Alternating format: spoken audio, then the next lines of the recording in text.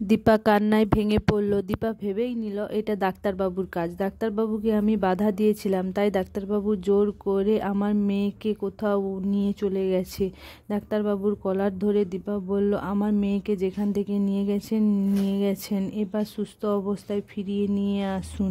হ্যাঁ দীপা, তো আর জানে না এসব মিশকার কাজ। হ্যাঁ বন্ধুরা, আগামী পর্বে এমনটাই দেখতে পাবেন। মিশকা হসপিটালে এসেই রূপার কেবিনে যায়। কেবিনে গিয়ে মিশকা ভাবে, এত চেষ্টা করলাম তোকে মারার, তবু তুই মরলি না। তোকে আমি তোর আসল জায়গায় পৌঁছে দেব। তুই বেঁচে থাকলে জানিস তো আমাদের অনেক সমস্যা হবে। তুই বেঁচে থাকলে আমাকে শান্তিতে থাকতে দিবি না, তাই তো অকালে চলে যেতে হবে। সত্যি আমার তোর জন্য খুবই খারাপ লাগছে রূপা। এইভাবে মিশকা কথা বলতে বলতে সেখান থেকে রূপাকে সরিয়ে দিল। দীপার মনটা যেন খুব ডাকছিল যে তার মেয়ের অনেক বড় ক্ষতি হতে পারে।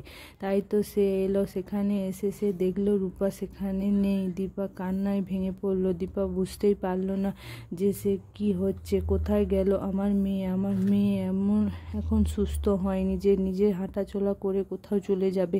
তাহলে আমি কি?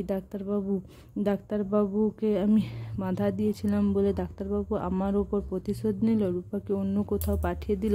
তারপর দীপা সূর্যের ওপর চড়াও হয়। দীপা সূর্যকে বলল, তোমার লজ্জা করলো না একবারও? মেয়েটার এখন যা পরিস্থিতি, ওকে কোথাও ট্রাভেল করানো যাবে না, আর সেখানে আপনি ওকে সরিয়ে নিয়ে গেলেন। সূর্য তো আকাশ থেকে পড়ল। সূর্য বলল, আমি তো কিছু করিনি দীপা।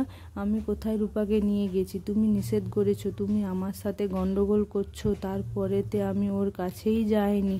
দীপা বলল, একদম চুপ করবেন আপনি অনেক মিথ্যা বলেছেন। আপনার সমস্ত মিথ্যা ধরা পড়ে গেছে। আপনাকে আর কোনো মিথ্যা কথা বলতে হবে না। কিন্তু এটা কি করে প্রমাণিত